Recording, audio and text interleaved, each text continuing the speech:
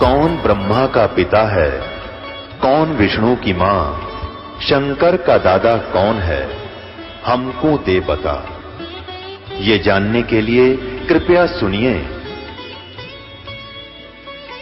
जगत गुरु तत्वदर्शी संत रामपाल जी महाराज के अमृत वचन सर्व पवित्र धर्मों के पवित्र शास्त्रों के आधार पर। सत साहिब दर्शकों, आजकल देखा जाता है कि युवा वर्ग नशा, पार्टी और अय्याशी की ओर बढ़ता जा रहा है। लेकिन वहीं दूसरी ओर यदि हम संत रामपाल जी महाराज द्वारा दीक्षित युवा वर्ग को देखते हैं तो तस्वीर कुछ अलग ही नजर आती है। संत रामपाल जी महाराज से आज युवा इतना प्रभावित हो रहा है कि वह नशा, अय्याशी और पश्चिमी सभ्यता के दिखावे से दूर हो रहा है। दर्शकों, संत रामपाल जी महाराज द्वारा लिखित पुस्तक जो भी पढ़ता है वह अपने जीवन बदल जाने का दावा करता है। दर्शकों, ऐसी ही एक युवा से आज हम आपको मिलवाने जा रहे हैं जिनका नाम है नीतू मेहता जी, जो झारखंड की रहने वाली है। दर्शकों, जानते हैं कि नीतू मेहता जी का जीवन संत रामपाल जी महाराज द्वारा बताए गए भक्ति साधना से किस तरह प्रभावित हुआ और आखिर उन्होंने क्यों संत रामपाल जी महाराज से नाम दीक्षा ली।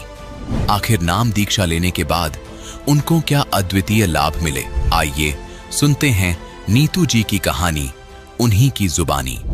नमस्कार जी। नमस्कार जी। क्या नाम है जी आपका? मेरा नाम नीतू मेहता है। कहाँ से आए हैं जी आप? जी, मैं ग्राम घंगरी, जिला हजारीबाग, झारखंड से आई हूँ। अच्छा, ये बताइए कि संत रामपाल जी महाराज जी से नाम दीक्षा कब ली आपने? मैंने संत रामपाल जी महाराज से नाम दीक्षा 7 फरवरी 2016 में ली। संत रामपाल जी महाराज जी से क्यों जुड़े आप? जी, मैं संत रामपाल जी महाराज से मैं उनके बहुत सारे अनुभव टीवी पे जो आते थे, उनके सत्संग, उनमें बहुत सारे अनुभव आते थे, तो मैं उसे देखती थी तो उनके तरफ अट्रैक्ट होती थी कि उनसे लाभ मिलते हैं। तो मैंने बस लाभ के लिए उनसे नाम दीक्षा लिया था स्टार्टिंग में। लाभ मिले आपको?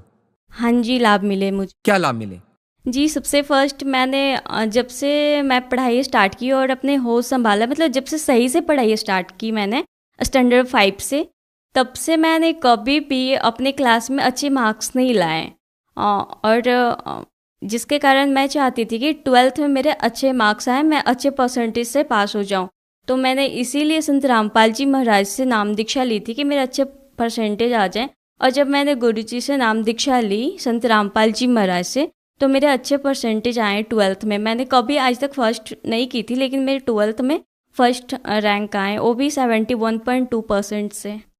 और जी, हमारे घर में जैसे संत रामपाल जी महाराज के सारे ही उपदेशी हैं, तो हमारे घर में जो मेरे पापा का बिजनेस है, तो बिज़नेस में भी बहुत सारे लाभ हुए हैं। जैसे हमारे घर में बहुत सारी प्रॉब्लम होती ही रहती थी। मम्मी का ऑलवेज ही तबीयत ख़राब रहता था, जिसके कारण पैसे तो आधा डॉक्टर के पास ही चले जाते थे।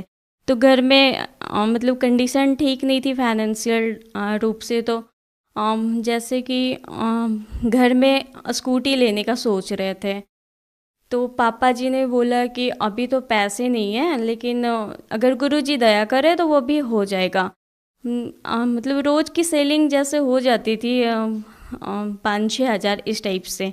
लेकिन जिस दिन हमें स्कूटी लेनी थी, जिस रात को हम लोगों ने सोच रखा था कि स्कूटी लेनी है, अगले ही दिन हमारे दुकान में 60,000 आई हुई थी। उससे हम लोगों ने जाके स्कूटी खरीदा। और सर जी, एक बार ऐसा हुआ कि हमारे दुकान पे कोई कस्टमर आई हुई थी। उन्होंने सामान खरीदा और जब वो पैसे देने लगा तो वो 1000 की सामान खरीद चुका था और उनके पास मतलब नोट वाले पैसे नहीं थे, उनके पास ओनली सिक्के थे। तो उन्होंने एक प्लास्टिक में बंद करके बोला कि भैया जी, मेरे पास पैसे नहीं है, इसे रख लो, ये 1000 के सिक्के हैं। तो दुकान में व्यवस्था होने के कारण उस टाइम उस सिक्के को गिन नहीं पाए। सोचे चलो बाद में गिन लेंगे इसे। जब बाद में फुर्सत के टाइम में उसे गिनने लगे तो वो पूरे के पूरे 10,000 रुपये थे, जबकि उन्होंने 1,000 का ही सामान खरीदा था। और जी, अभी मेरी रमैनी मीन्स की शादी हुई है और वो भी गुरुजी की दया से बिल्कुल दहेज मुक्त हुई है। जबकि आज के टाइम में कोई इसे सोच भी नहीं सकता है कि बिना दहेज का कोई मतलब किसी लड़की का शादी भी हो सकता है। क्योंकि आज का समाज जो इतना टीवियों के माध्यम से जो देख चुका है, इतने ताम झाम से बैंड बाजा बारात, मतलब किसी की कल्पना भी नहीं हो सकती कि इतने सस्ते में शादी भी हो सकती है।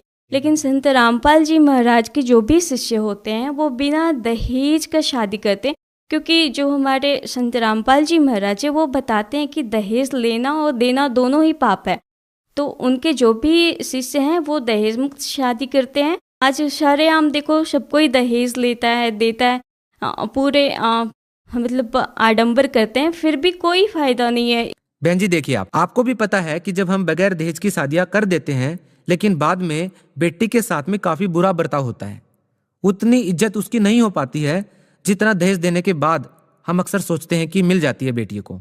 आपके साथ ऐसा कोई अनुभव हुआ है क्या? आपको ऐसा कभी लगता है कि आपके पिताजी ने संत रामपाल जी महाराज से प्रेरित होकर आपकी शादी कर तो दी, लेकिन बाद में कभी आपको ऐसा कुछ सहन करना पड़ा हो जिससे आपको लगा हो कि शायद हमें दहेज दे देना चाहिए था? जी नहीं, मुझे ऐसा बिल्कुल भी नहीं फील हुआ कि मुझे दहेज लेके आना चाहिए था, या फिर मेरे ससुराल से बिल्कुल भी टॉर्चर नहीं किया गया कि तुम्हें क्या लेकर आना है, नहीं लेकर आना है। जो भी वहाँ है उसमें हम खुश हैं।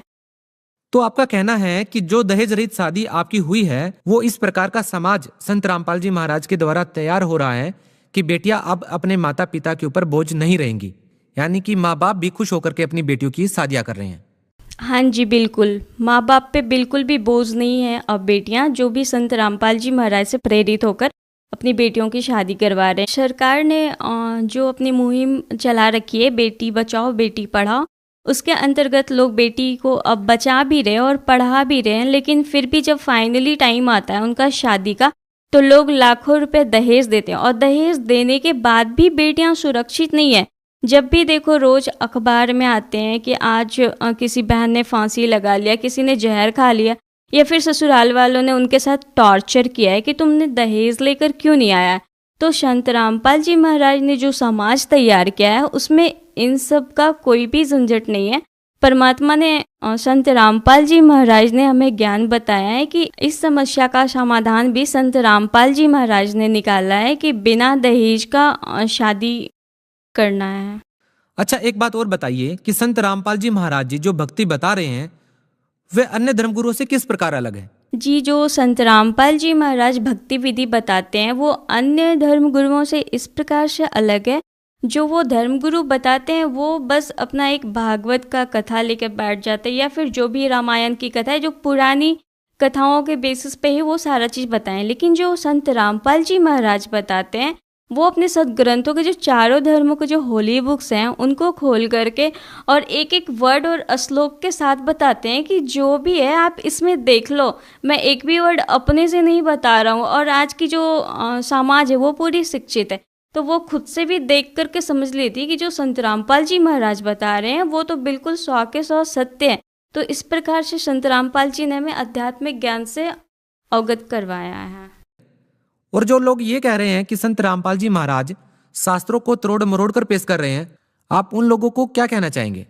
जी बिल्कुल नहीं, आप पढ़े लिखे हो, आप खुद से भी समझ सकते हो। और रही बात अगर हमारे सदग्रंथ संस्कृत में है तो अब उनकी हिंदी अनुवाद भी आ चुकी है, तो आप हिंदी अनुवाद भी पढ़ के समझ सकते हो कि किस चीज़ का क्या अर्थ होता है। भगत समाज को आप क्या संदेश देना चाहेंगे?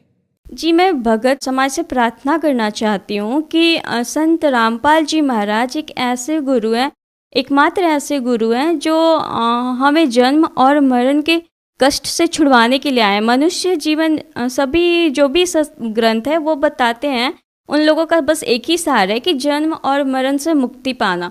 तो संत रामपाल जी महाराज जो भी हमारे भक्ति बता रहे हैं और हमारे संत ग्रंथों में जो भी बताया गया है कि जन्म और मरण बस तत्वदर्शी संत ही काट सकते हैं, तो हमारे गीता जी के अनुसार तत्वदर्शी संत संत रामपाल जी महाराज हैं, जो हमारे वेदों शास्त्रों गीता जी का प्रमाण सहित भक्ति बता करके हमें जन्म और मरण से छुटकारा प्राप्त करने के लिए वो सतमंत्र वो भक्ति बताते हैं, जिससे हम इस जन्म और मरण का कष्ट से हमेशा के लिए मुक्ति पा सकते हैं।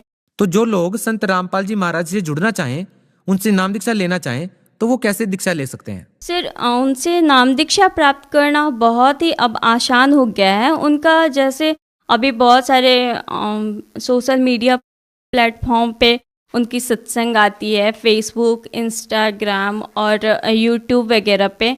आप अगर वहाँ पे यूट्यूब पे भी जाकर अगर संत रामपाल जी महाराज सत्संग लिख दो तो वहाँ पे उनकी हजारों वीडियोस आ जाएंगी सत्संग के, आप वहाँ से भी देख सकते हो। विभिन्न टीवी चैनलों पे भी उनका सत्संग आता है, आप वहाँ से भी सत्संग देख करके, वहाँ पे नीचे में एक पीली पट्टी चलती है जिनमें नंबर आते हैं, वहाँ से आप बुक ऑर्डर करवा के उस बुक को भी पढ़ सकते हो।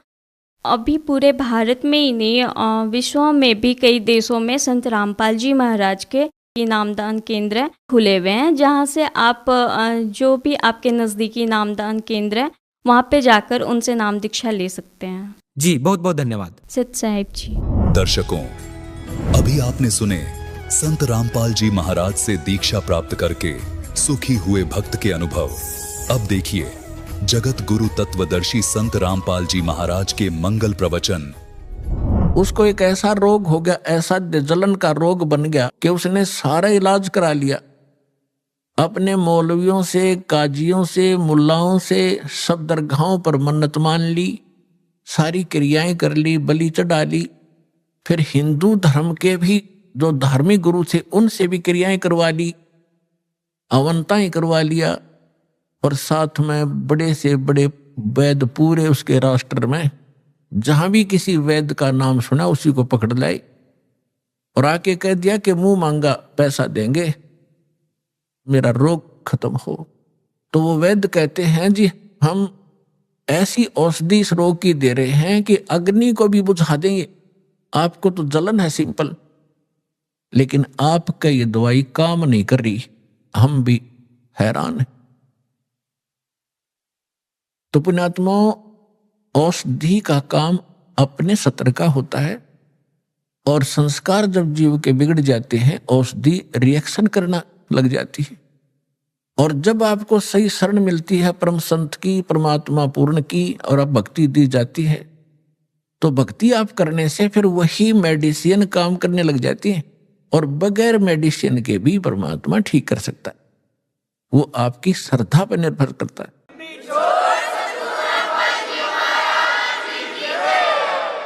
उसके कर्म बिगड़ गए थे, कोई औषधि काम नहीं कर रही थी।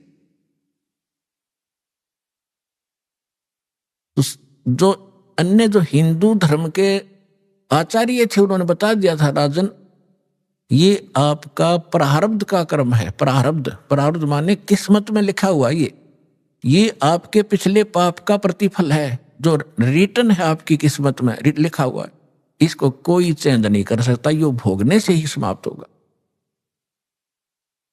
लेकिन बेसिक ऐसा कुछ बता भी दिया जाता है, लेकिन दुख में आदमी रुकता नहीं, फिर भी प्रयत्नशील रहता है। उससे पहले एक घटना घटी थी उसके साथ। परमेश्वर कबीर जी जब आए हुए थे बनारस में, एक दानक के रूप में, जुलाहे के रूप में लीला कर रहे थे, तो उस समय वो यही ज्ञान दिया करते। तो दास उस परमेश्वर का बोला हुआ आज आपको सुना रहा है, हिंदू और मुसलमानों को।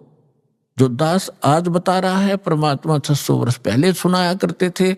उस समय आप शिक्षित नहीं थे, जिस कारण से परमात्मा के साथ बहुत घनी बदतमीजियां हमने करी और हमारे गुरुओं ने करवाई। वो ये कहा करते ये धानक है, दुल्हा है, ये सदग्रंथों को जानता नहीं, क्योंकि ये संस्कृत पढ़ा नहीं, और संस्कृत पढ़े बिना सदग्रंथ समझ नहीं आते, सारी झूठ बोलता है। तो हमारे यह बात पक्की जचेगी कि कबीर जी अशिक्षित हैं, ये सदग्रंथ नहीं जानते, झूठे बोलते होंगे। तो आज परमात्मा ने सबसे पहले आप पर रहम कराया।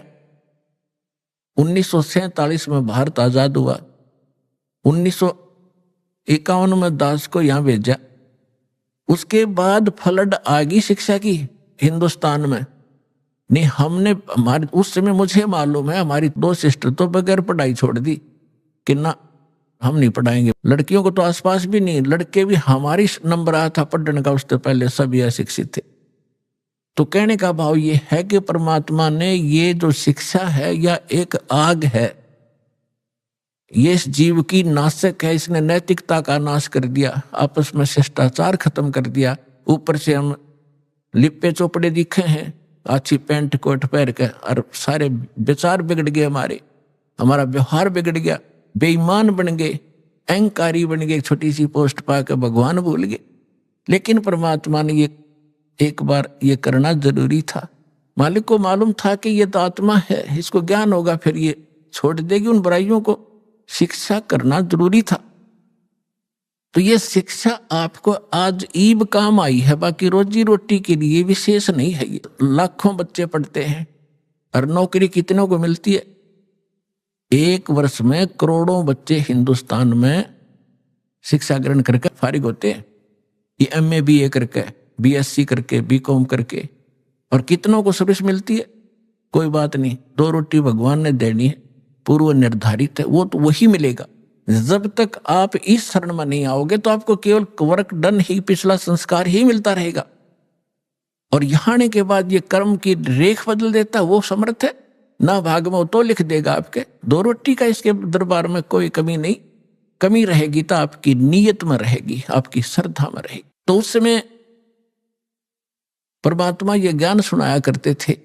हिंदू और मुसलमानों के जो पीर गुरु थे परमात्मा के दुश्मन बन गए कि ये तो हमारे धर्म का विरोधी है, ये ब्रह्मा विष्णु महेश को नासवान बताता है, इनके माता पिता बताता है, ऐसा करता है। ऐसे काजी और मुल्लाओं को परमात्मा लताड़ा करते थे कि तुम साधना गलत बता रहे हो।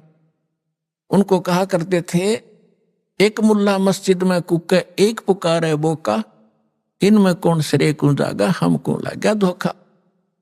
अब तुम बकरीद बनाते हो, बकरे को हलाल करते हो, एक बकरा तो वहां मिमा रहा है, अपनी जान जा रही है, रो रहा है, म्या म्या कर रहा है, और एक मुल्ला कोक रहा है मस्जिद में, हे अल्लाहू अकबर, हे अल्लाहू अकबर, इस बकरे की रूह को स्वर्ग में स्थान देना।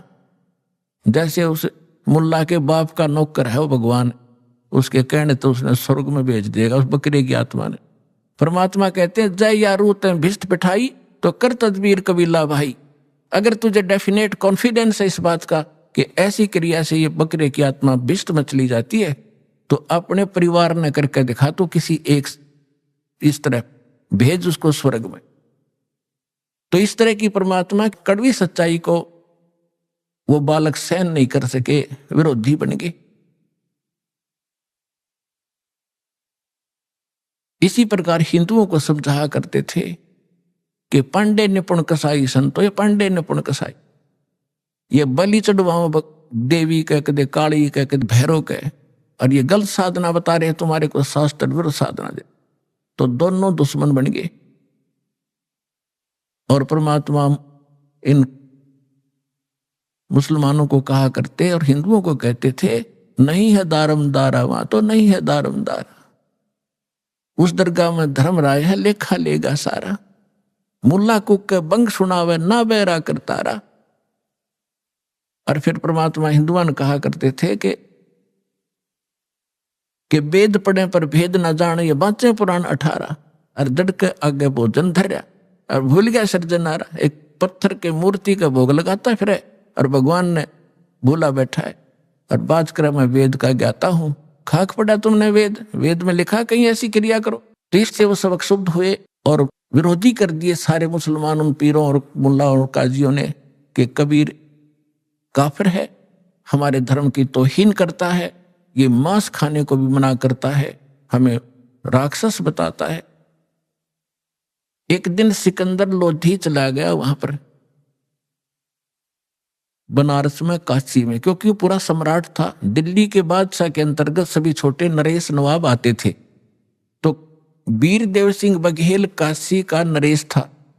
वो राजा सम्राट यानी दिल्ली के बादशाह के अंतर्गत था, जैसे आजकल अन्य स्टेट हैं, लेकिन सेंटर में हमारे प्रधानमंत्री के अंतर्गत आते हैं। ऐसा वो प्रधानमंत्री समझ लो उस समय।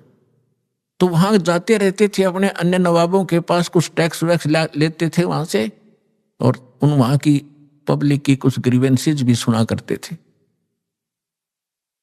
मुल्लाओं को, काजियों को पता चला कि हमारा बादशाह आया है मुसलमान, क्योंकि वो हिंदू था इसलिए वो उसको कंप्लेंट नहीं कर पा रहे थे कि ये नहीं सुनेगा हमारी, बादशाह आ गया। सारे मुल्ला काजी इकट्ठे होकर हजारों की संख्या में जाकर लागे नारे लान। सिकंदर लोधी ने पूछा, भाई बताओ क्या बात है? उन्होंने बताया, जी एक काफिर है हिंदू, नाम कबीर है, जुल्हा के घर जन्म है, और वो हमारे धर्म की बेइज्जती करे, अपने आप को भगवान बताता है। वो कहता है हम या लखला है कुतुब गोस और पीर, गरीबदास खालिक धनी हमारा नाम कबीर। मैं वो अल्लाह अकबर हूं। भगवान ऐसा कहता, हमारा तो जीना हराम कर दिया है, हमारी तकती नाक काट दी उसने। अब सिकंदर लोधी ने कहा कि लाओ पकड़ के, तो 10 सिपाही लाए पकड़कर परमात्मा को। और सिकंदर लोधी राजा था। राजा लोग पिछले पुण्यकर्मों से ही बनते हैं, इनके अंदर जगह होती है, भगवान से थोड़ा सा डर भी होता है। तो उसने सोचा साधु संत फकीरों को बेमतलब दुखी नहीं करना चाहिए, लेकिन जनता के सामने राजा विवश होता है, अगर इसको कोई दंड नहीं दूंगा तो ये लोग मेरा विरोध करेंगे। इसलिए उसने कहा कि आप अपने आप को खुदा कहते हो। हमारे हजरत मोहम्मद जी ने एक गाय को मारकर वचन से और जीवित कर दिया था। यदि तू अल्लाह है और यह अल्लाह का रसूल है, पैगंबर है, तो इस गाय को हम कत्ल करेंगे, इसको जीवित करना। तो वहां पूरी सभा के अंदर एक गाय कत्ल कर दी। गर्भवती गाय थी, 4 टुकड़े हो गए मां बेटों के। और सिकंदर लोधी ने कहा कि अब करके दिखा जीवित इसको, नहीं तो तेरी गर्दन काट दूंगा। परमात्मा बोले कि किसी भगवान की या किसी परमात्मा के रसूल की ये पहचान नहीं है कि वो मुर्दे ही जीवित कर दे, तभी उसको पहचाना जाता है। उसकी और भी अन्य बहुत पहचान होती है। तो सिकंदर लोधी कहता है मैंने जो कहा वो कर, अन्यथा अगर तलवार निकाल ली। परमात्मा उठे, एक थपकी गाय का लगा दी, एक बच्चे का। गाय भी जुड़ गई, बच्चा भी जुड़ गया, जैसे निशान भी ना हो। और ला का बच्चा गाय की दूध की डेग बाल्टी ठोक दी और कहा कि गाय अपनी अम्मा है, इस पर छुरी मत बाह, गरीबदास की दूध को सभी आत्म का। अरे अनाड़ियो, तुम गाय का मांस खाकर एक दिन में फारिग कर देते हो, ये तुम्हारी माँ है। जिस ममड़ी का दूध पीवत हो फिर ताको करो हलाल कसाई। जिसका तुम दूध पीते हो उसको माँ कहते हो। और गाय का, पहले गाय ही ज्यादा होती थी, भैंस इतनी प्रचलन में नहीं थी, नहीं तो भैंस भी माँ है, दूध तो उसका पीवे हम।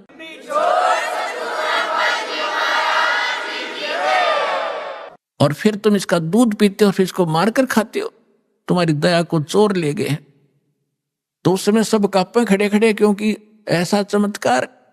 सिकंदर तक कांपे, सन्नाटा छा गया। सारे जो बकवास कर रहे थे, जो नकली ढेड थे वो तो चले गए, वो जो मुखिया थे, शेष जितने वहां लाखों हजारों लोग इकट्ठे थे, सबने पर जय जयकार करी कबीर भगवान की और दीक्षा ली उस परम पिता से और अपना कल्याण करवाया। सिकंदर लोधी ने चरणों में लेटकर दंडोत प्रणाम की कि मुझे माफ करो परवरदिगार, मैं पहचान नहीं पाया आपको। परमात्मा बोले ठीक है चल।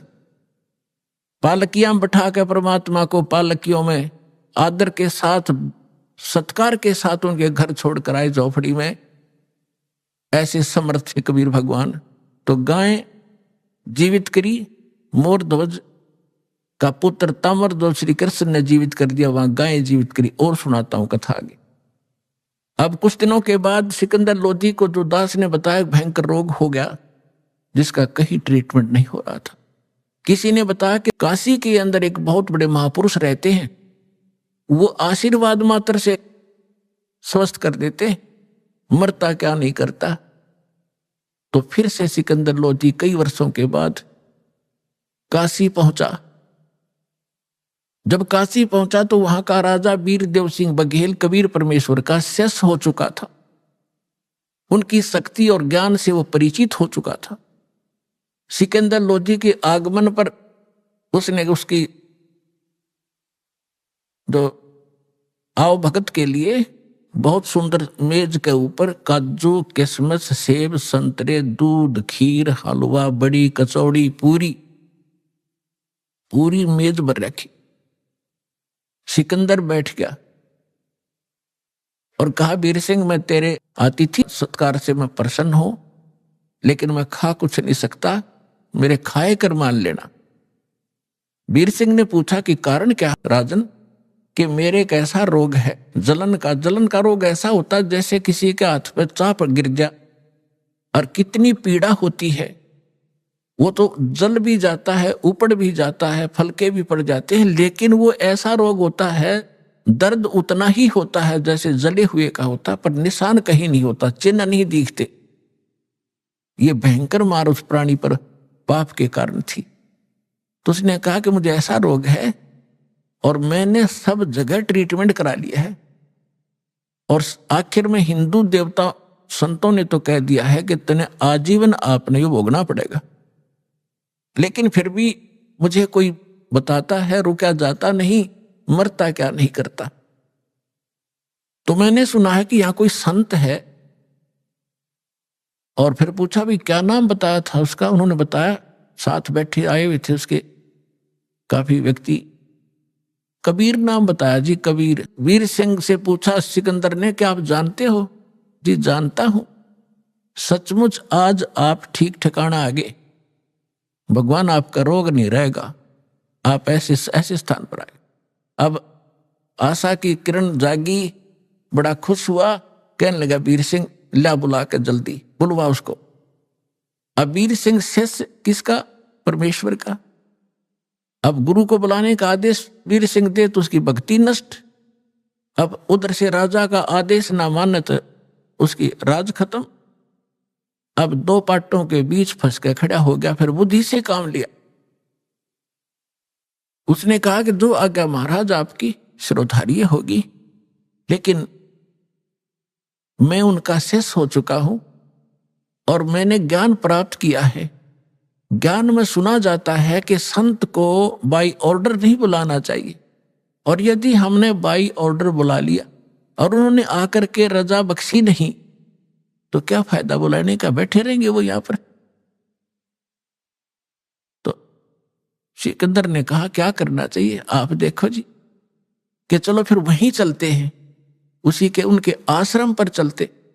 वीर सिंह ने बताया जी उनका आश्रम अपना नहीं है, वो तो अपना एक गृहस्थ जीवन जीकर दिखा रहे हैं, जुलाए हैं, उनका काम करते हैं। लेकिन एक आश्रम है उनके गुरु का, रामानंद जी का, वहां आते हैं वो इस समय, ये समय उनका उनकी आरती में शाम में दिल्ली शामिल होने का है, और वहां आएंगे वहीं मिल लेंगे। सिकंदर ने कहा बहुत अच्छा, चलो चलते हैं, हम स्वयं ही चलते, मरता क्या नहीं करता। तो चल पड़े वीर सिंह बघेल और साथ में सिकंदर लोधी और कुछ सैनिक बॉडीगार्ड। लेकिन साथ में उसके एक उनका धार्मिक गुरु आया था, शेख तकी नाम था सिकंदर के धार्मिक गुरु का, और पूरे हिंदुस्तान का वो कंट्रोलर था सब मुसलमानों का, और सिकंदर लोधी का धार्मिक गुरु था। इस करके वो उसको साथ रखता था कि सारे मुसलमान इसके साथ, इसके संकेत से सब चलते हैं लोग, क्योंकि हम पहले से धार्मिक लोगों के अधीन रहे, उनका सत्कार विशेष किया करते, लेकिन ये दुरुपयोग कर गए हमारा, इन्होंने हमारा नाजायज फायदा उठाया, इनको कुछ पता था नहीं, हमें लड़वा के मारे जाते आपस में। हिंदुओं वाले कहते मुसलमान बुरे हैं, मुसलमान वाले गुरु कहते हिंदू काफिर हैं, और लड़ मरो। बुरे जो हैं वो हिंदू भी हैं और बुरे हैं वो मुसलमान भी हैं, अच्छे हैं वो हिंदू भी बहुत हैं और मुसलमान भी बहुत हैं। तो कोई जीव मजहब धर्म के कारण बुरा नहीं होता, कर्म से बुरा होता है। तो दोनों चल पड़े। रामानंद जी की थोड़ी ही आपको यहाँ एक थोड़ा कुछ हेडलाइन सी सुनाऊंगा, सारी नहीं। परमेश्वर कबीर जी 5 वर्ष की लीला दिखा रहे थे, लीला में आयु। स्वामी रामानंद जी ब्राह्मण जाति में जन्मे थे, बड़े विद्वान प्रसिद्ध थे, 4 वेदों, 18 पुराण, 11 उपनिषद, महाभारत, गीता, इन सब को कंठस्थ याद कर रखा था, और 104 वर्ष के हो चुके थे जब परमात्मा 5 वर्ष के थे, और 5 वर्ष की आयु में परमात्मा ने उसके 104 साल के विद्वान पंडित के छक्के छुड़ा दिए थे, ज्ञान में नतमस्तक हो गए थे वो। और फिर दिखाया था कि हम ही अलखला हैं कुतुब गोस और पीर, गरीबदास खालिक धनी हमारा नाम कबीर, ए स्वामी सृष्टा में सृष्टि हमारे तीर, दास गरीब अधर बसूं वहां रहता हूं सतलोक में, मेरा नाम कबीर। इस बात से रामानंद क्षुब्ध हुआ था कि तू धाणक का बेटा, जुलाहे का पुत्र, मांग कर तू एक रोटी टुकड़ों पर पलने वाला व्यक्ति अपने आप को भगवान कहता है। तो परमात्मा ने उसका भ्रम तोड़ा था और सतलोक लेकर गए थे, जहां मालिक रहते हैं सचखंड में। वहां देखा था वही धाणक रूप में, एक पहले एक देखा, दूसरा रूप में परमात्मा विराजमान थे, और फिर जाकर उस तख्त पे बैठे भगवान खड़े हो गए थे, और नीचे से 5 वर्ष का वो धाणक का बेटा गया था, वो सिंहासन पर विराजमान हुआ था। और फिर वो तेजों में शरीर उसी में समा गया था, वो भगवान जो दूसरा ओरिजिनल भगवान दिखा था। और फिर उसको वापस छोड़ा था रामानंद जी को, जब कहा था दोहू ठौड़ है एक तू भया एक से तो, और गरीबदास समकार ने तुम आई हो मगजो। बोलत रामानंद जी सुनो कबीर करतार, और गरीबदास सब रूप के तुम ही सृजनहार। मैं भक्ता मुक्ता भया कर्म कुंड भयो नाश, और गरीबदास निज ब्रह्म तुम पूर्ण ब्रह्म आप ही हो, मेरा हुआ दृढ़ विश्वास। तो उसके बाद रामानंद जी ने सभी ब्राह्मणों से कह दिया था भगवान आगे भाई, और ऋषि 1400 तो ऋषि बना रखे थे उस महापुरुष ने, लेकिन वो नकली थे, वो चले गए, कुछ रह गए, तो वो अपना थोड़े बहुत उसके संपर्क में रहे, लेकिन उन्होंने तो भगवान के लिए निकले थे। परमात्मा उनके सामने खड़े थे, उन्होंने परमात्मा के चरण पकड़ दिए 5 वर्ष के बालक के 104 साल के ब्राह्मण ने। तो उसके बाद रामानंद जी को पूर्ण विश्वास हो गया था कि मैं गलत रास्ते चल रहा था और भगवान के लिए मैं भटक रहा हूं, मुझे भगवान मिल ही गया, मैंने समाज से क्या लेना, रहो तो रहो ना जाओ। परमात्मा के ज्ञान से पता चलता है आज हम हिंदू हैं, मृत्यु के बाद हम मुसलमान के घर भी जन्म ले सकते, फिर हम हिंदुओं के साथ लड़ रहे होंगे, ये हमारा ज्ञान है, बच्चों जैसी बात कर रहे। तो रामानंद जी ने इस आधार से अपना आश्रम वहीं बरकरार रखा था। वो चेले चाले चले गए थे, थोड़े बहुत रहे थे, तो डेली आरती करा करते थे। शाम के समय परमात्मा भी वहां जाते थे कबीर साहब। तो सिकंदर लोधी और वीरदेव सिंह बघेल जब वहां पहुंचे, वो पहले चले गए समय से, क्योंकि उसका तो लगन लाग रही थी, चल वीर सिंह जल्दी चल।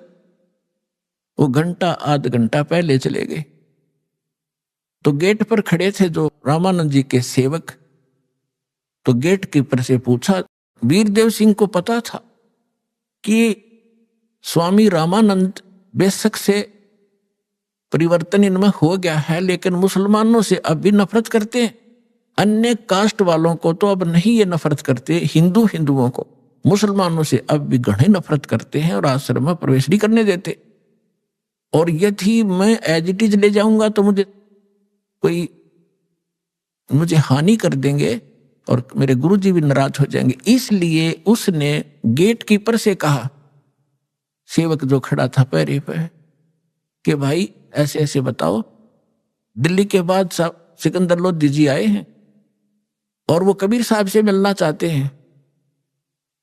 तो उसने बताया, पहरेदार ने बताया कि कबीर साहब आए नहीं, अभी आने ही वाले हैं, अभी आरती का समय में कुछ टाइम रहता है और वो नहीं है। सिकंदर ने कहा कि चल अंदर बैठ जाते हैं, थोड़ी देर इतने इंतजार कर लेंगे। वीर सिंह ने कहा कि जी यहाँ की कुछ मर्यादाएं हैं, मैं पता कर लेता हूं, कि स्वामी जी से पता करो और आज्ञा लेकर आओ कि दिल्ली के बादशाह आए हैं और परमात्मा कबीर जी से मिलना चाहते हैं और आपके भी दर्शन करना चाहते हैं और कुछ देर यह इंतजार करना चाहते हैं जब तक कबीर जी ना आए।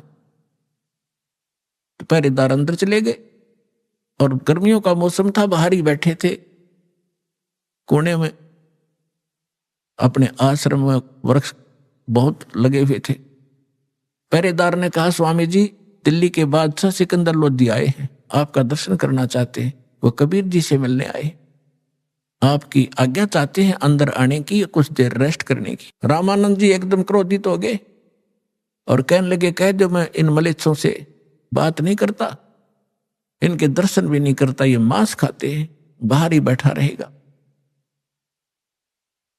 अब ये वहां से सुनाई भी देती उनको भी, वीर सिंह को भी और सिकंदर लोधी को भी, जो स्वामी जी ने आवाज निकाली और आके फिर पहरेदार ने बता दी कि जी ऐसे ऐसे कहा, स्वामी जी ने मना कर दिया कि मुसलमानों को हम आश्रम में प्रवेश नहीं करने देते, बाहर इंतजार कर लेगा।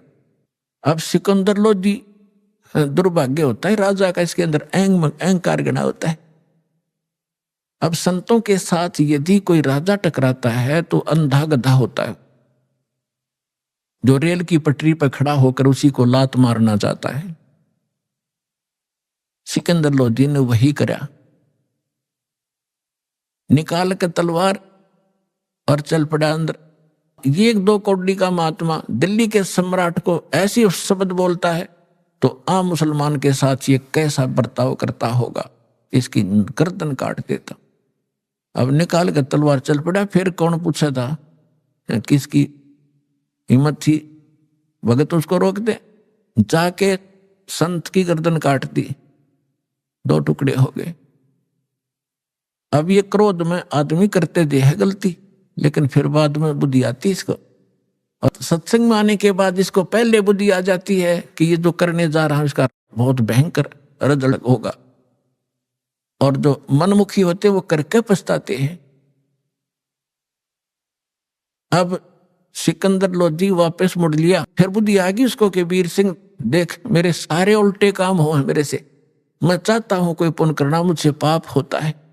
आया था अपना इलाज कराने के लिए, ये घोर पाप और सिर पर रख लिया, और अब इसके गुरुजी इसके शिष्य आएंगे कबीर जी, गुरुजी की हत्या देखकर वो मुझे श्राप देंगे। आप बता रहे को बहुत बड़े, बहुत ताक शक्तिशाली और बड़े समर्थ है। अब चल वीर सिंह वापस चलते हैं, ये तो मैंने सारी उम्र भोगना ही पड़ेगा।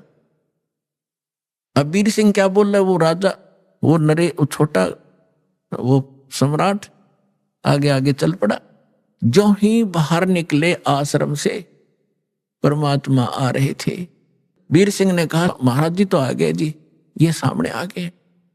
अब वीर सिंह ने दंडवत प्रणाम किया। अब सिकंदर लोधी डरा हुआ था कि ऐसे समर्थ बताते हैं, मेरे से अपराध भी हो गया है, तो डरते ने उसने भी दंडवत प्रणाम किया। तो परमात्मा कहते हैं एक तीर से 2 शिकार किए दाता ने। एक तो रामानंद जी के अंदर त्रुटि थी, वह ठीक करनी थी, और जब तक अधीन प्राणी नहीं होगा, विनम्र नहीं होगा, हृदय से पुकार नहीं करेगा, तब तक आशीर्वाद काम नहीं करे।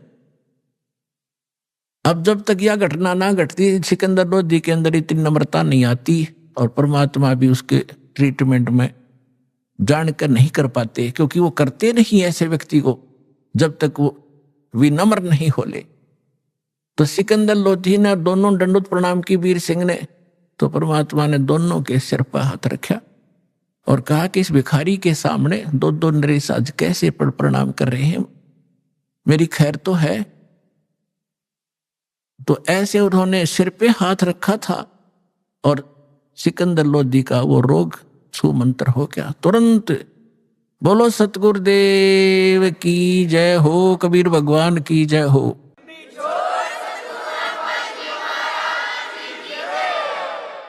अब सिकंदर लोधी ने दृढ़ता से पैर पकड़ लिए, एकदम स्वस्थ हो गया जैसे कभी रोग था ही नहीं। तब रोता ही रहा, पड़ा पड़ा। कबीर साहब ने कहा उठो राजन, उठो, क्या बात होगी? कि भगवान परमात्मा ने पूछा कैसे आना हुआ? कि जिस लिए आया था वो तो आपने ठीक कर दिया, लेकिन मुझसे एक भयंकर भूल बन गई, ऐसी गलती बन गई दाता आप माफ नहीं कर सकते। परमात्मा ने कहा भी बता, कोई भी तेरी गलतियां मैं माफ करता हूं, कोई भी गलती कैसी भी है। खड़ा हो गया, फिर उसने सारी कहानी बताई। जी ऐसे ऐसे हमने प्रार्थना की थी, आपके गुरुजी ने हमारे साथ बद व्यवहार किया, मेरे अंदर नीचता है, मेरे अंदर राज का अहम था, मेरे से गलती होगी, मैंने गुस्से में उनका सिर काट दिया, उनका कत्ल कर दिया, मुझे माफ करो। परमात्मा बोले कोई बात नहीं राजन, मेरे साथ आ जा, इनका अंतिम संस्कार करा के जाना, नहीं तो लोग तुझे बहुत बुरा भला करेंगे, कहेंगे, और कुछ भी गड़बड़ हो सकती है, आ जाओ, कोई बात नहीं। अब वो सोच तो ये रहा था कि ये सुनेंगे कि इनके गुरु के कत्ल हो गया तो ये अंधाधुंध श्राप देंगे मुझको, लेकिन उनके मुंह पे शिकन भी नहीं आई चेहरे पर। कहा कोई बात नहीं, कौन किसने मारे, ये तो संस्कार था आपका, उसका, इसकी मृत्यु आपके हाथ से लिखी थी। अब सिकंदर वीर सिंह से कहता है, वीर सिंह वे संत देखे पर इससे नीचे नीचे, नहीं तो पहला पता नहीं क्या तो गाली दे वो मेरे तो, और कितना शराब दे देता, और देख कितने प्यार से हो रहा। अबीर सिंह सोच रहा है कि ये तो ट्रेलर देखा आपने, अब और देखियो क्या क्या होगा। अंदर जाकर देखा कि रामानंद जी का शव 2 भागों में अलग अलग पड़ा था, कपड़े ढक रखे थे और वहां पर ब्लड बह रहा था। सब जब कबीर साहब अंदर गए तो वहां सेवक जो रहते थे वो दौड़कर आए, कहा कि कबीर जी, सिकंदर लोधी ने गुरु जी का कत्ल कर दिया आज, राजा दिल्ली के बादशाह ने। तो परमात्मा ने कहा, रे भले आदमी हो, तुम आज तक ये नहीं समझ सके भगत होकर के कौन किसने मारता है, कोई संस्कार था इनका। और कोई बात नहीं, हो गया सो हो गया, बात ने बढ़ाया नहीं करते, कोई बात नहीं, चुप रहो। अब इतने में पीछे पीछे सिकंदर लोधी वो आगे, उसको देखकर फिर डर गए सारे, ये फिर आ गया भाई। अब परमात्मा ने चरणों की तरफ एक पुण्यात्मा हमें शिक्षा दे रहे हैं भगवान कि गुरु के प्रति इतने समर्पित होना चाहिए। आप जी ने, वो तो मालिक थे, उनको जरूरत नहीं थी गुरु की, लेकिन हम दासों का उद्धार गुरु के प्रति ऐसी श्रद्धा बिना हो नहीं सकता। दंडवत प्रणाम किया पैरों की तरफ और फिर खड़े हुए और कहा, गुरुदेव उठियो, आरती का समय हो गया और आपके दर्शनार्थ दिल्ली के बादशाह आए। इतना ही कहा था भगवान ने, वो धड़ के ऊपर शीश आके अपने आप लग गया, निशान भी नहीं दिखाई दिया कि सचमुच ये कटा था कि नहीं कटा था। बोलो सतगुरुदेव कबीर साहेब की जय।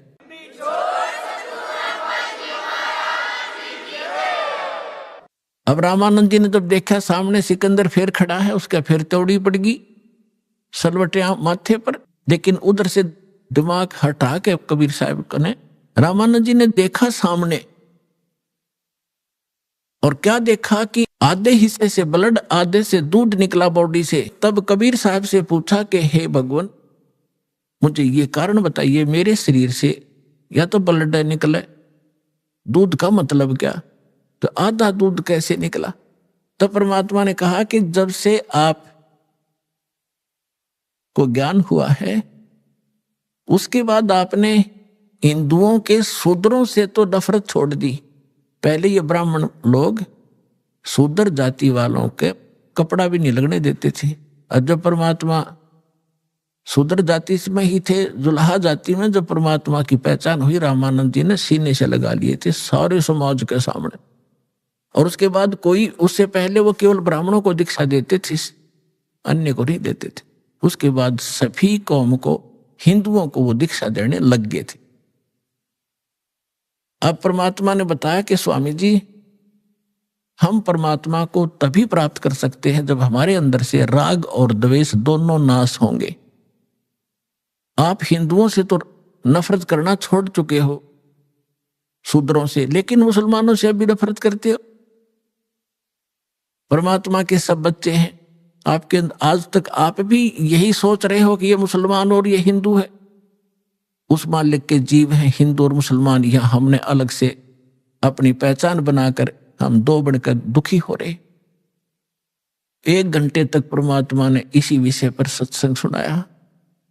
रामानंद जी की आंखों में आंसू पड़ने लगे, कहने लगा, भाई मैं गढ़ा निकम्मा आदमी था, आज तक मेरे अंदर ये दोष बरकरार था, आपने मेरी आंख खोल दी। खड़ा होकर उस महापुरुष ने सिकंदर लोधी को सीने से लगा लिया कि बेटा मेरी घड़ी भूल थी, आज मेरी आंख खोल दी मेरे बच्चे ने, भगवान है ये, लेकिन आज मेरी वो सारा दोष भी समाप्त हो गया। आज के बाद मैं किसी के प्रति कोई नफरत नहीं रखूं। बोलो सतगुरुदेव।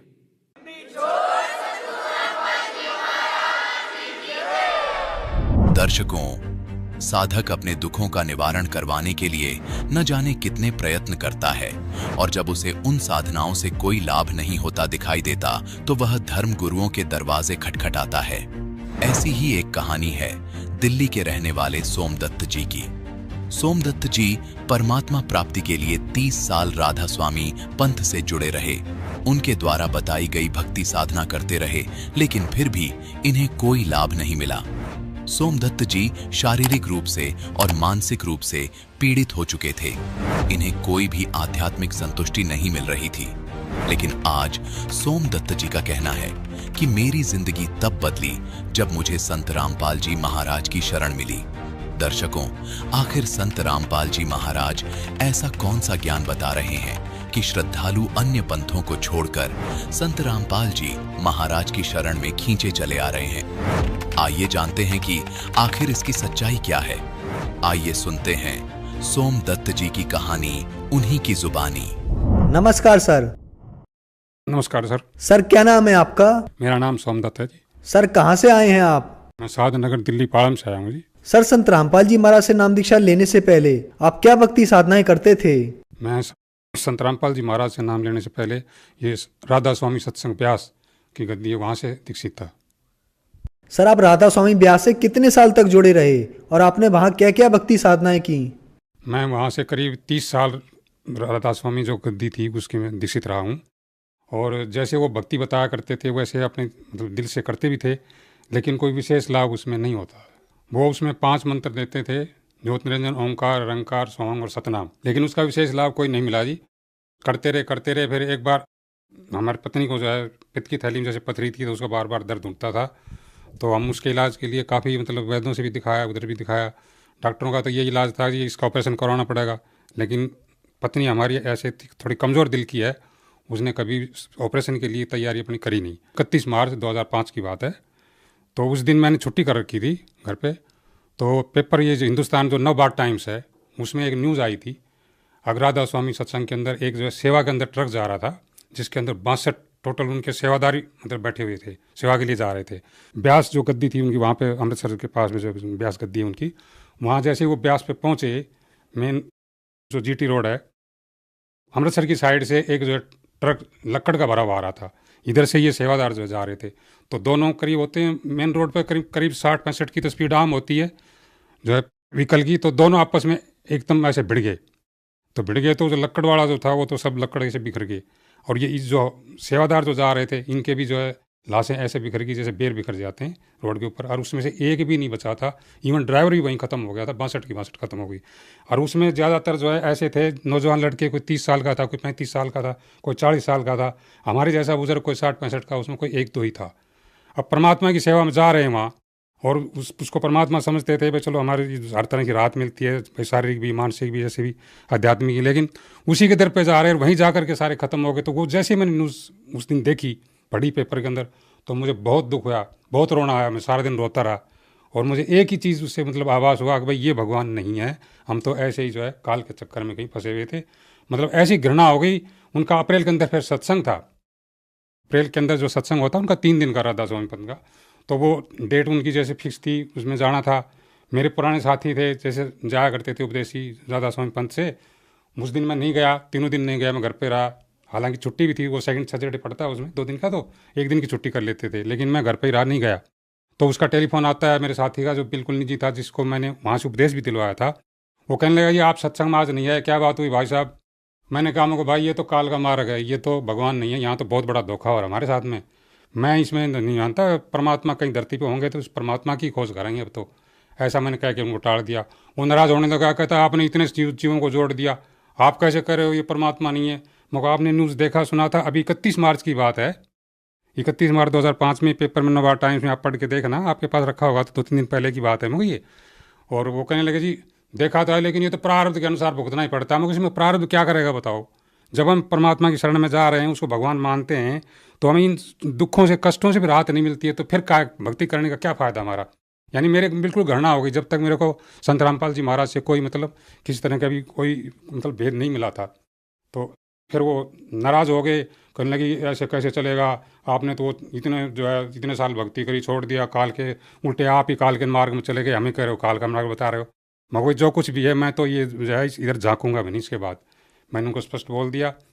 तो सर आपने बताया कि आप राधा स्वामी डेरा ब्यास की 30 साल तक भक्ति करते रहे, लेकिन आपको बहुत बड़ा झटका लगा जब राधा स्वामी ब्यास की तरफ 62 लोग जा रहे थे और ब्यास के आउटर पर पहुंचते ही उनका एक्सीडेंट हुआ और वो 62 के 62 की मौत हो गई, जिससे आपको लगा कि राधा स्वामी डेरा ब्यास जो है वो असली भक्ति नहीं है बल्कि एक काल का मार्ग है, गलत भक्ति है, तो फिर संत रामपाल जी महाराज की शरण में आप कैसे आए? उसके बाद क्या होता जी, उन दिनों में जो है ये आस्था चैनल चलता था, तो मैं आस्था चैनल पे और भी जैसे धार्मिक ये संत महंतों के सत्संग जैसे प्रवचन आते रहते हैं धार्मिक चैनल पे, मैं सुनता रहता था भाई कौन क्या कह रहा है। तो वो जो खास कोई विशेष मुझे छोटी मोटी उनकी बातें कोई लगती थी वो नोट कर लेता था पेपर पे, लेकिन जो दिल से संतुष्टि नहीं हुई। फिर करते करते जो है ये करीब सितंबर 2005 की बात है, तो जैसे ही मैं वो धार्मिक सत्संग देखता था तो करीब 8:30 बजे का टाइम होता था उन दिनों, तो गुरु जी का जो है ये रामपाल जी महाराज, संत रामपाल जी महाराज का चल रहा था प्रोग्राम। तो मैंने देखा ये संत तो मतलब अजीब से लग रहे हैं, और ये बता रहे हैं वो शेरां वाली का जब जिक्र करते थे, शेरां वाली जो माता है अष्टांगी, इसका जैसे हम 5-7 उपदेशी बैठ जाते थे तो ये चर्चा होती थी जी आदि कुमारी है। पूछते थे भाई एक तरफ तो इसको आदि शक्ति कहते हैं, दूसरी तरफ कहते हैं जी ये जय माता की बोलते हैं। ये बात समझ में नहीं आती, भाई माता जी तो कोई विवाहित औरत को बोलते हैं, कुंवारी लड़की को तो माता जी नहीं कहते। तो मतलब किसी के पास ये संतोषजनक जवाब मिलता ही नहीं था, ये मतलब संदेह रहता था। लेकिन उस दिन बाई चांस जो है ऐसा हुआ, परमात्मा संत रामपाल जी महाराज का वो चैनल खुल गया, उस पर देखा तो वो यही चर्चा शेरां वाली माता के ऊपर ही बोल रहे थे। अगर भाई ये जो शेरां वाली माता है ना, ये जो है एक विवाहिता औरत है, और ये ज्योत निरंजन जो काल है ये इसका पति है। जैसे ही मैंने ये दो मेरे कान में जैसे लफ्ज पड़े, जस्ट टीवी को खुलते ही, तो मेरे को खुशी का ठिकाना नहीं रहा, और मैंने सोचा भाई भगवान आज मिल गए मुझे, जब जिसकी तलाश थी ना वो भगवान आज मिल गए। उसके बाद हम जो है करोथा आश्रम गए, और ये 10 सितंबर 2005 की जो है हमने जो है संत रामपाल जी महाराज से दीक्षा ली। सर, संत रामपाल जी महाराज से नाम दीक्षा लेने के बाद आपको क्या लाभ प्राप्त हुए? सबसे बड़ा लाभ तो सर ये हुआ कि जिस मतलब मोक्ष मार्ग जिसे कहते हैं भाई ये मनुष्य जन्म मोक्ष मार्ग के लिए मिला है, वो सबसे बड़ा फायदा है कि हमें मोक्ष मार्ग संत रामपाल जी महाराज की कृपा से हमें मिला, और उसको जैसे उन्होंने बताया है उसी के अनुसार हम उसका अनुसरण कर रहे हैं। दूसरा कुछ शारीरिक भी लाभ हुआ, मानसिक लाभ भी, जैसे कुछ टेंशन जैसे बनी रहती थी, कोई काम धंधा करते थे उसमें शरीर भारी भारी रहता था, काम भी करते थे लेकिन शरीर में ऐसे नहीं जैसे किसी ने कोई टन वजन रख दिया हो सिर पे, ऐसा शरीर रहता था, मतलब हल्का फुल्का नहीं महसूस करते थे अपने आप को।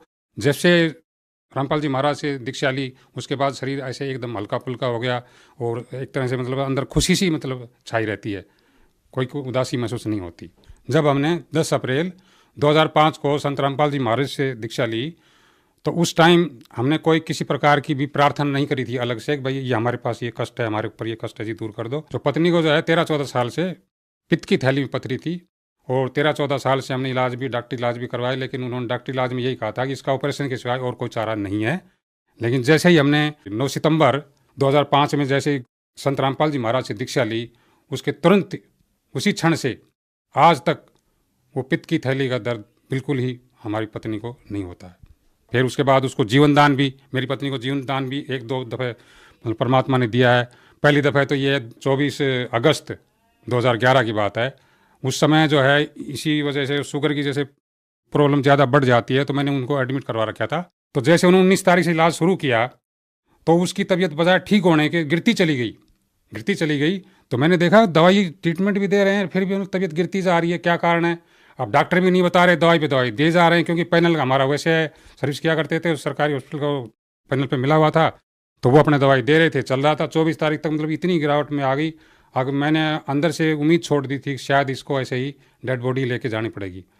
तो 24 तारीख को जैसे दिन की बात है, जैसे खाना हॉस्पिटल का आता है मरीज़ के लिए, मेरा अलग से जो है लड़की लेके आई थी, मैंने खाना अपना भी खा लिया, उसने भी खाना खा लिया था। तो वो आधे घंटे के लिए जैसे मरीज़ की आंख लग जाती है, तो बेड पर जैसे सो गई थी, कुछ सो रही थी, कुछ अर्धचेतन अवस्था में थी। तो उसको एकदम से इतनी ज़बरदस्त हंसी आई, ज़ोर से खिलखिला के हंसी खूब। फिर मैंने सोचा कि इसकी आंख तो बंद है, खिलखिला के हंस रही है, क्या कारण है, चलो जब ये उठेगी तो पूछेंगे। तो जैसे ही वो आधे घंटे बाद उसकी आंख खुली, तो मैंने पूछा कि क्या बात थी, तो बड़ी ज़बरदस्त ज़ोर से हंसी आई थी। तो वो कहती, फिर वो दोबारा हंस पड़ी, फिर मैं वो बताओ क्या कारण था। तो वो कहती है बताऊँ असली बात क्या थी। अब संत रामपाल जी महाराज गुरु जी आए थे, कह रही है पत्नी, अब गुरु जी आए थे अभी, और ये डॉक्टर खड़े थे, सबको डांट मार रहे थे, अब तुम मेरे मरीज को, मेरे बच्चे को कैसे मार दोगे, ढंग की दवाई दे दो नहीं तो तुम्हें टांग दूंगा, ऐसे कर रहे थे। तब मुझे हंसी आ गई, इसलिए हंसी थी मैं। तो फिर मेरे को चलो, ही तो परमात्मा दया कर दी, संत रामपाल जी महाराज की कृपा हो गई। अब तो मुझे उम्मीद है कि अब से उसको डेड बॉडी नहीं लेगा। मैंने अपने दिल में सोचा, उसको तो नहीं बताया। फिर जो है उसके बाद 2 घंटे बाद जैसे डॉक्टर सर्वे पे आते हैं शाम को देखने के लिए, पूछते हैं मरीज को क्या हाल है, तो मैं उनसे डॉक्टर से फिर जो है डांट मार के कहने लगा, तुम्हें 5 दिन हो गया इस मरीज को रखे हुए और तुम दवाई दे रहे हो, एक जो है एक पैसे का आराम नहीं नजर आ रहा इसको, क्या कारण है बताओ। वो कहने जी सर जी हम दवाई बढ़िया देंगे, ऐसी कोई बात नहीं है, दवाई तो अभी बढ़िया दे रहे हैं, बाकी दवाई बदल देते हैं। तो जैसे ही उन्होंने उसके बाद 2 घंटे बाद एक टेबलेट, कोई छोटी सी टेबलेट लाए और कोई सारी दवाइयाँ बंद कर दी, जो 3-4 तरह के इंजेक्शन थे वो भी बंद कर दिए। एक ही टेबलेट दी उन्होंने, वो शाम को दी और सुबह दी, और सुबह फिर 11 बजे जो है दूसरे दिन छुट्टी कर दी। संत रामपाल जी महाराज की दया से मेरी पत्नी को इतना लाभ मिला, उनको जीवन दान एक तरीके से समझिए उनको मिला। दूसरा मेरी पत्नी को ये लाभ मिला शारीरिक कि वो बच्चे को, मेरी बिटिया का जो बेटा था उसको नहला रही थी और फर्श पर गीला फर्श होने की वजह से उस पर गिर गई थी और रीढ़ की हड्डी में 2 जगह फ्रैक्चर हो गया था, पीछे ऐसे चित्त गिरने से 2 जगह फ्रैक्चर हो गया। उसकी आवाज़ चली गई थी, मैं घर पे भी नहीं था उस टाइम, मैं कहीं बाहर आया हुआ था, सेवा पे आया था इधर। तो उन्होंने बताया मेरे को टेलीफोन करके ऐसी ऐसी बात हो गई है और मम्मी को चोट लग गई है। कोई बात नहीं, फिर मैं शाम को जैसे घर पहुंचा तो देखा उसकी आवाज़ बंद थी, उठ भी नहीं पा रही थी।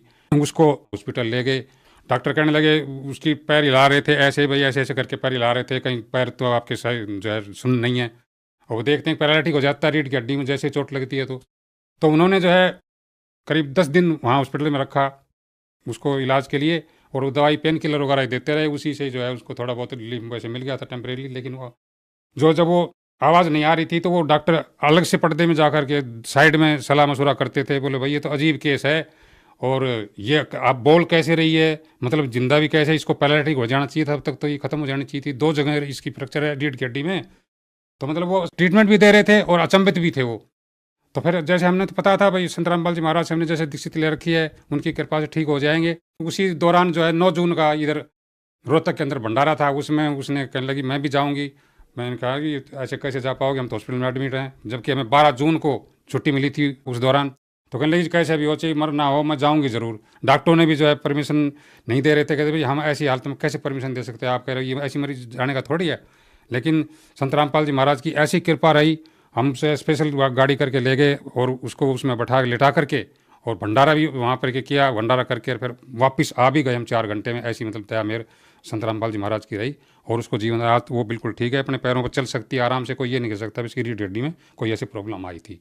एक बार मैं रास्ते में जा रहा था, रास्ते में चलते चलते पैर पे मेरे को सांप सर्प ने काट लिया था और उसके लिए मैंने कोई इलाज वगैरह भी नहीं किया। संत रामपाल जी महाराज की कृपा से वो बिल्कुल, मैं आज बिल्कुल ठीक ठाक हूँ, कोई किसी प्रकार की मेरे पैर में कोई परेशानी नहीं है और मैं 15 दिन में बिल्कुल नॉर्मल अपने आप को महसूस करने लगा था। सर आपने बताया कि एक भयानक एक्सीडेंट जो राधा स्वामी डेरा ब्यास में हुआ, उसे देखने के बाद आपका दिल टूट गया था राधा स्वामी डेरा ब्यास से। उसके बाद आपने संत रामपाल जी का ज्ञान सुना समझा, तो संत रामपाल जी से आपने नाम दीक्षा ली और संत रामपाल जी से नाम दीक्षा लेने के बाद शारीरिक और आध्यात्मिक लाभ हुए, आपकी पत्नी को भी लाभ मिला, उनकी बीमारी से उन्हें निजात मिला।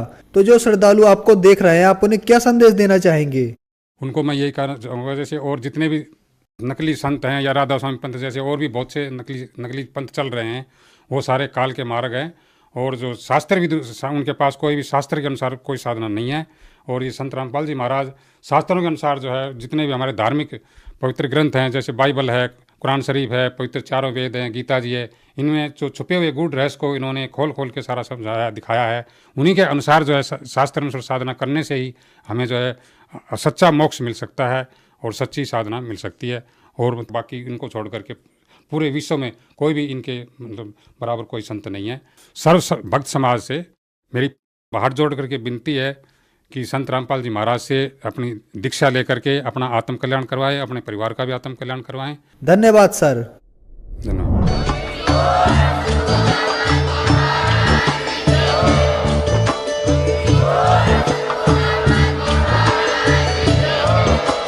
आप सुन रहे थे जगत गुरु तत्वदर्शी संत रामपाल जी महाराज जी के मंगल प्रवचन। अधिक जानकारी के लिए विजिट कीजिए हमारी वेबसाइट www.jagatgururampalji.org। संत रामपाल जी महाराज जी के शुभ आशीर्वाद से पूरे विश्व भर में 500 से भी ज्यादा नाम दीक्षा केंद्र हैं, जिन पर संत रामपाल जी महाराज जी द्वारा ऑनलाइन निशुल्क नाम दीक्षा दी जा रही है। अपने नजदीकी नाम दीक्षा केंद्र का पता करने के लिए संपर्क करें 8222880541।